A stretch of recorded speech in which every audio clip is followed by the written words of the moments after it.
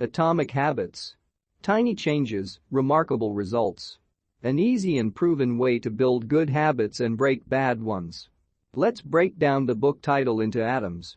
Atomic means one. An extremely small amount of a thing, the single irreducible unit of a larger system. 2. The source of immense energy or power. Habit means a routine or practice performed regularly, an automatic response to a specific situation. Introduction. My story. On the final day of my sophomore year of high school, I was hit in the face with a baseball bat. As my classmate took a full swing, the bat slipped out of his hands and came flying toward me before striking me directly between the eyes. I have no memory of the moment of impact.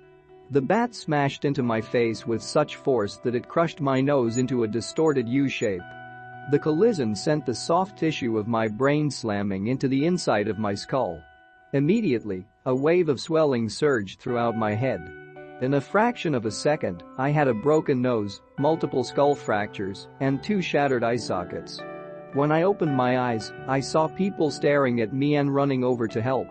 I looked down and noticed spots of red on my clothes. One of my classmates took the shirt off his back and handed it to me. I used it to plug the stream of blood rushing from my broken nose. Shocked and confused, I was unaware of how seriously I had been injured. My teacher looped his arm around my shoulder, and we began the long walk to the nurse's office. Across the field, down the hill, and back into school. Random hands touched my sides, holding me upright. We took our time and walked slowly. Nobody realized that every minute mattered.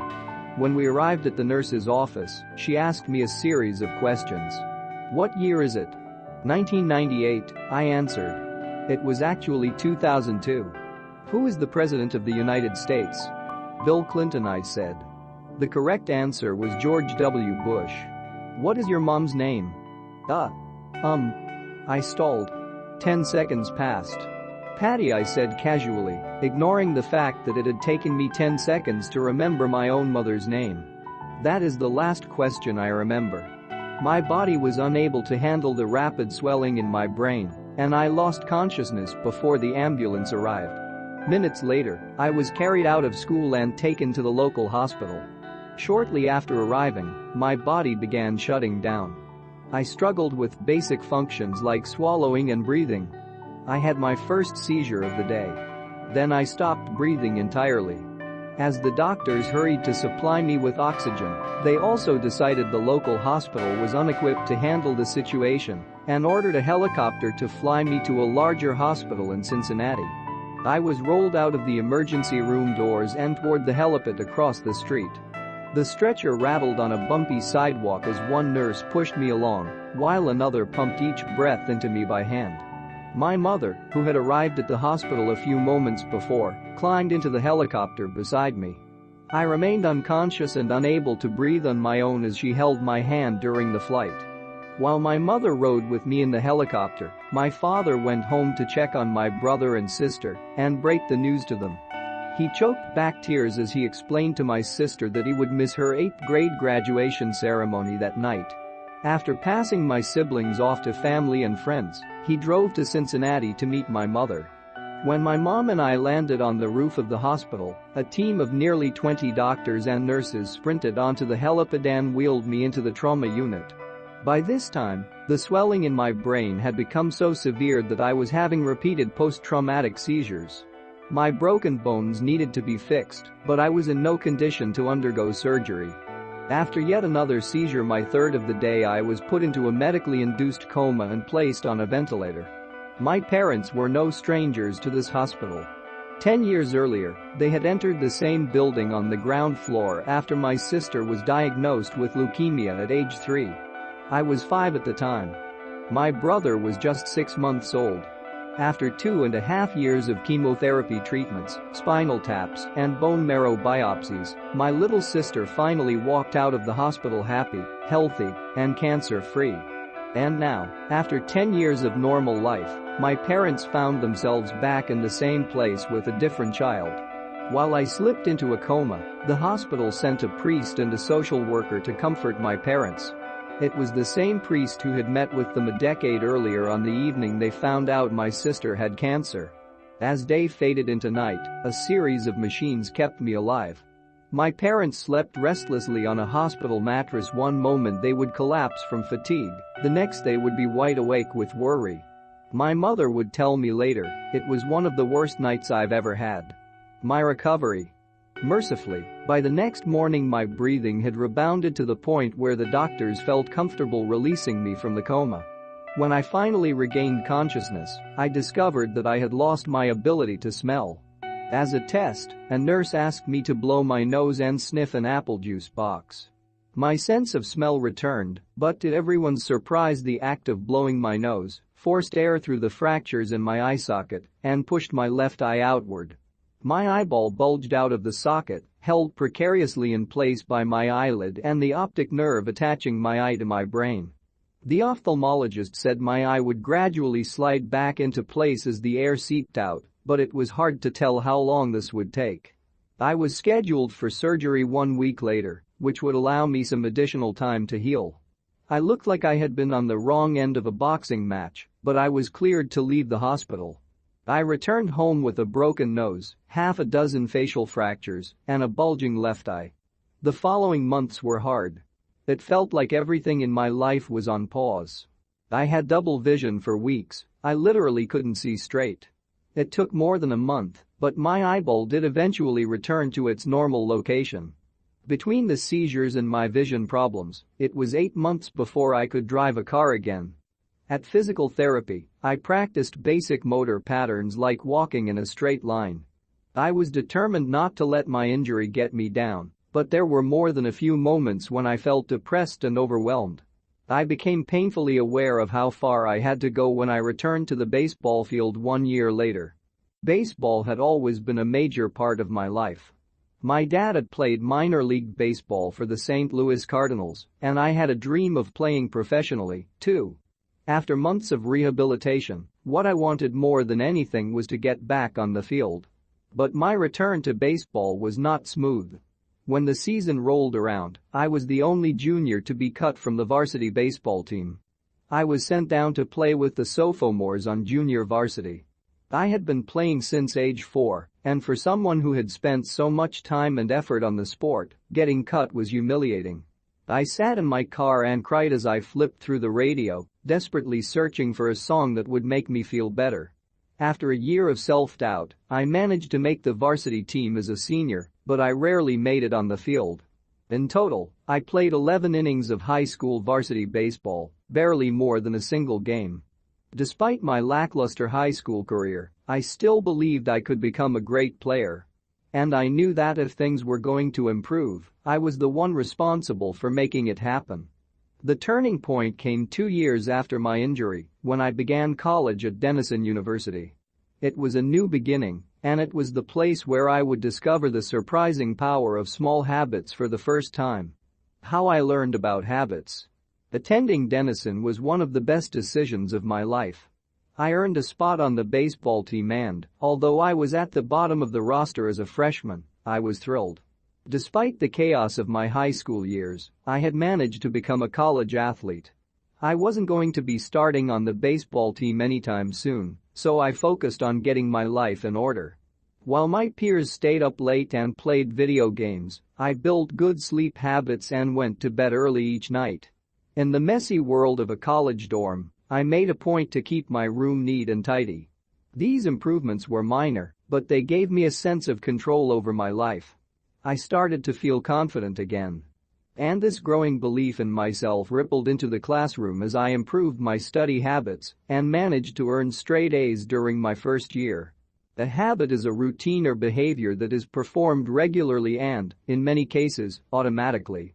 As each semester passed, I accumulated small but consistent habits that ultimately led to results that were unimaginable to me when I started.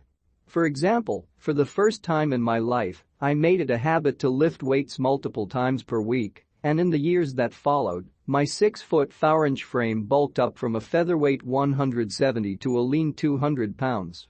When my sophomore season arrived, I earned a starting role on the pitching staff. By my junior year, I was voted team captain, And at the end of the season, I was selected for the all-conference team. But it was not until my senior season that my sleep habits, study habits, and strength training habits really began to pay off.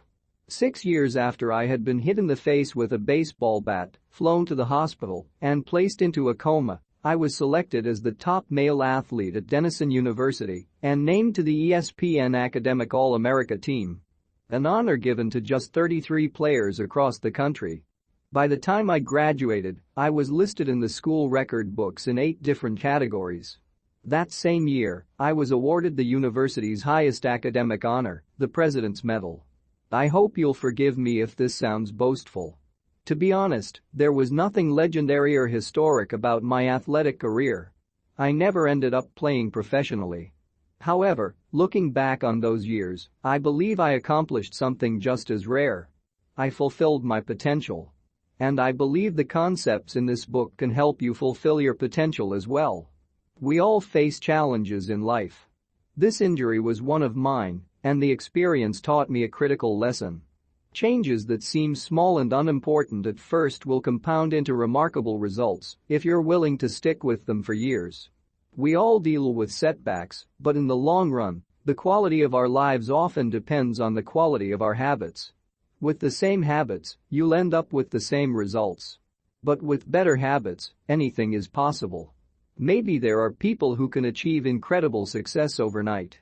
I don't know any of them, and I'm certainly not one of them. There wasn't one defining moment on my journey from medically induced coma to academic All-American, there were many. It was a gradual evolution, a long series of small wins and tiny breakthroughs. The only way I made progress, the only choice I had was to start small. And I employed the same strategy a few years later when I started my own business and began working on this book. How and why I wrote this book. In November 2012, I began publishing articles at jamesclear.com. For years, I had been keeping notes about my personal experiments with habits, and I was finally ready to share some of them publicly. I began by publishing a new article every Monday and Thursday. Within a few months, this simple writing habit led to my first 1,000 email subscribers, and by the end of 2013, that number had grown to more than 30,000 people. In 2014, my email list expanded to over 100,000 subscribers, which made it one of the fastest-growing newsletters on the internet. I had felt like an imposter when I began writing 2 years earlier, but now I was becoming known as an expert on habits, a new label that excited me, but also felt uncomfortable. I had never considered myself a master of the topic, but rather someone who was experimenting alongside my readers. In 2015, I reached 200,000 email subscribers and signed a book deal with Penguin Random House to begin writing the book you are reading now. As my audience grew, so did my business opportunities. I was increasingly asked to speak at top companies about the science of habit formation, behavior change, and continuous improvement. I found myself delivering keynote speeches at conferences in the United States and Europe. In 2016, my articles began to appear regularly in major publications like Time, Entrepreneur, and Forbes. Incredibly, my writing was read by over 8 million people that year. Coaches in the NFL, NBA, and MLB began reading my work and sharing it with their teams. At the start of 2017, I launched the Habits Academy, which became the premier training platform for organizations and individuals interested in building better habits in life and work. Fortune 500 companies and growing startups began to enroll their leaders and train their staff. In total, over 10,000 leaders, managers, coaches, and teachers have graduated from the Habits Academy. And my work with them has taught me an incredible amount about what it takes to make habits work in the real world. As I put the finishing touches on this book in 2018, jamesclear.com is receiving millions of visitors per month, and nearly 500,000 people subscribe to my weekly email newsletter. A number that is so far beyond my expectations when I began that I'm not even sure what to think of it. How this book will benefit you. The entrepreneur and investor Naval Ravikant has said, to write a great book, you must first become the book. I originally learned about the ideas mentioned here because I had to live them. I had to rely on small habits to rebound from my injury, to get stronger in the gym, to perform at a high level on the field, to become a writer, to build a successful business, and simply to develop into a responsible adult. Small habits help me fulfill my potential, and since you picked up this book, I'm guessing you'd like to fulfill yours as well. In the pages that follow, I will share a step-by-step plan for building better habits, not for days or weeks, but for a lifetime.